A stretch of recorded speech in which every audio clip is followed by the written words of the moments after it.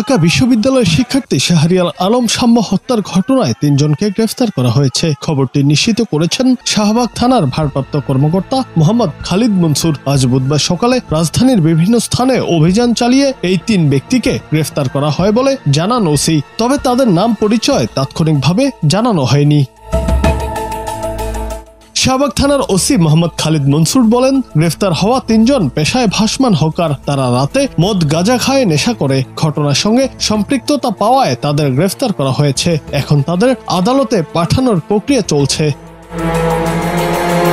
মঙ্গলবার দিবাগত রাত 12টার দিকে সোহরাওয়ার্দী উদ্যানের মুক্ত মঞ্চের পাশে দুর্বৃত্তের ছুরিকাঘাতে শাহরিয়ার গুরুতর আহত হন। রক্তাক্ত অবস্থায় তাকে উদ্ধার করে ঢাকা মেডিকেল কলেজ হাসপাতালে নিয়ে গেলে মৃত ঘোষণা করেন চিকিৎসক। ঢাকা বিশ্ববিদ্যালয়ের এএফ রহমান হল শাখা ছাত্রদলের সাহিত্য ও প্রকাশনা বিষয়ক সম্পাদক ছিলেন শাহরিয়ার আলম সাম্য। তিনি বিশ্ববিদ্যালয়ের শিক্ষা ও গবেষণা বিভাগের মাস্টার্সের শিক্ষার্থী ছিলেন। তার গ্রামের বাড়ি সিরাজগঞ্জের উল্লাপাড়ায়।